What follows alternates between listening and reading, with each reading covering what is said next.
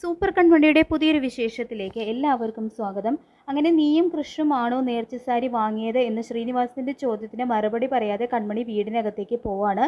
സ്വന്തം മുറിയിൽ കയറി വാതിലടച്ച് ആ സാരി നോക്കിക്കൊണ്ട് ഇരിക്കുന്നുണ്ട് കേട്ടോ. ഇതേ സമയം അല്പം മുൻപ് അമ്പലത്തിൽ നടന്ന കാര്യങ്ങളും കൃഷി തന്നെ താലി കെട്ടിയ സംഭവങ്ങൾ ഇങ്ങനെ ഓർത്തുകൊണ്ടിരിക്കുകയാണ്. ഇതേ സമയം വരുൺ വിരിക്കുന്നുണ്ട് കൺമണിയെ. കൺമണി എന്തെടുക്കുകയാണെന്നും ഇനി കൃഷിനൊപ്പം നിന്നെ കണ്ടാൽ അതെനിക്ക് തീരെ ഇഷ്ടാവില്ല എന്നും പറയുന്നുണ്ട് കേട്ടോ. വരുണിൻ്റെ പറച്ചിൽ ഇഷ്ടപ്പെടാതെ കൺമണി വേഗം ഒന്നും മിണ്ടാതെ ഫോൺ കട്ട് ചെയ്യുന്നുണ്ട്. വരുണാണെങ്കിൽ വീണ്ടും വിളിക്കുന്നുണ്ടെങ്കിലും കൺമണി ഫോൺ അറ്റൻഡ് ചെയ്യുന്നില്ല. വീണ്ടും കൺമണി പഴയ കാര്യങ്ങളൊക്കെ ഓർക്കുമ്പോൾ ഒരു അൺനോൺ നമ്പറിൽ നിന്നൊരു കോള് വരുന്നുണ്ട് കേട്ടോ. കൺമണി അത് അറ്റൻഡ് ചെയ്യുന്നതും ഇനി ബലരാമൻ്റെ ലക്ഷ്യം കൃഷി ആയിരിക്കുമെന്നും കൺമണി കൃപയെ രക്ഷിച്ചല്ലോ, അപ്പോൾ ഇനി വീണ്ടും കൃപയുടെ നേർക്ക് വധശ്രമം ഉണ്ടാകാമെന്നും പറയുന്നുണ്ട് കേട്ടോ. ആ ഒരു സ്ത്രീ കരുതിയിരിക്കണമെന്നും കൺമണി കൃഷ്ണനും ഒരു കാവലായി നിൽക്കണമെന്നും പറയുന്നുണ്ട്.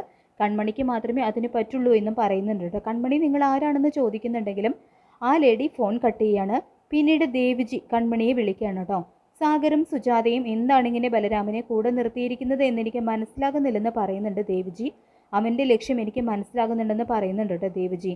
സാഗറും സുജാതയും അത് മനസ്സിലാക്കുന്നില്ല. അവർ ബലരാമനെ മകനായിട്ടാണ് കാണുന്നത്. പക്ഷേ ബലരാമന് അലിക ശത്രു തന്നെയാണെന്ന് സത്യം ദേവിജി പറയുന്നുണ്ട് കൺമണിയോടായിട്ട്. പിന്നീട് സാഗറും സുജാതയും ബലരാമനെ വിളിക്കുകയാണ് കേട്ടോ. മോനെ എന്നൊക്കെ വിളിച്ച് നീ എൻ്റെ രക്തമാണെന്ന് തന്നെ എനിക്ക് എപ്പോഴും തോന്നുവാണ്. നിന്നെ കാണുമ്പോഴും സംസാരിക്കുമ്പോഴും എനിക്ക് എന്ത് ആശ്വാസമാണെന്നോ മോനെ കിട്ടുന്നത്. ഈ തളർന്നിരിക്കുന്ന സന്ദർഭങ്ങളിലും നിന്റെ സാമീപ്യം വലിയൊരു കത്താണ് എന്നൊക്കെ പറയുന്നുണ്ട് കേട്ടോ സുജ. ഫോൺ വയ്ക്കുന്നതിന് മുൻപ് ഒരു കാര്യം കൂടി അമ്മ പറയാമെന്നും പറഞ്ഞുകൊണ്ട് ഫോൺ വയ്ക്കുകയാണ് കേട്ടോ സുജ. അതിനുശേഷം കൺമണിയുടെ കാര്യം സുമിത്രയായിട്ട് സംസാരിക്കുകയാണ് ബലരാമൻ. ഇനി കൺമണിയെ എങ്ങനെ വിട്ടാൽ ശരിയാകില്ലെന്നും പറയുന്നുണ്ട്.